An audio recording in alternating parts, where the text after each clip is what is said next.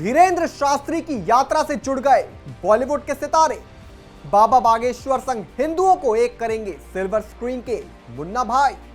हिंदू राष्ट्र की स्थापना के लिए संजय दत्त ने कर दिया अपने पापा की ही पार्टी को चैलेंज।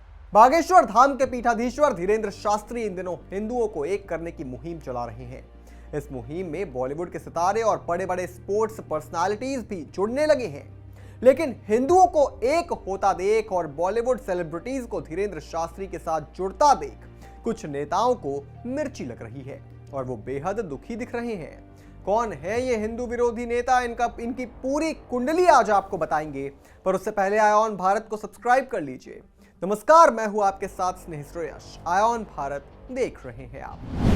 बागेश्वर धाम के पीठाधीश्वर पंडित धीरेंद्र शास्त्री 21 से 29 नवंबर तक सनातन हिंदू एकता पदयात्रा निकालेंगे। यह यात्रा बागेश्वर धाम से राम राजा सरकार की नगरी ओरछा तक निकलेगी। धीरेंद्र शास्त्री ने खुद इस बात को बताया है कि उनकी पदयात्रा में बड़े बड़े संत तो शामिल होंगे ही, साथ ही बॉलीवुड के बड़े बड़े सितारे भी शामिल होंगे। तो चलिए हम आपको बताते हैं कि वो कौन से सितारे हैं जो धीरेंद्र शास्त्री की पदयात्रा में उनके साथ कदम से कदम मिलाकर चलेंगे। इस यात्रा में मशहूर अभिनेता संजय दत्त शामिल होंगे। इसके अलावा फाइटर द ग्रेट खली भी इस यात्रा के दौरान अपनी उपस्थिति दर्ज करवाएंगे।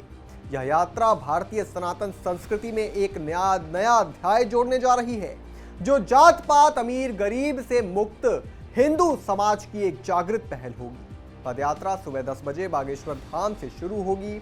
उनके गुरु रामभद्राचार्य महाराज पदयात्रा का शुभारंभ करेंगे। पदयात्रा में अलग अलग दिन देश के प्रमुख संत शामिल होंगे।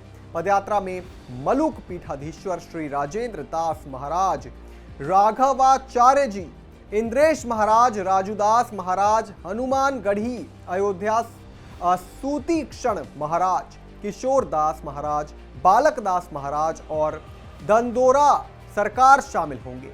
इसके अलावा गौरी गोपाल आश्रम वृंदावन के संस्थापक और प्रसिद्ध कथावाचक अनिरुद्धाचार्य महाराज भी शामिल होंगे।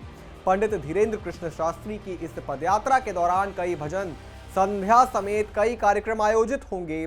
उनकी यह यात्रा सनातन को बचाने और हिंदुओं को जगाने के लिए निकाली जा रही है। यह यात्रा कुल 8 दिनों के लिए होगी।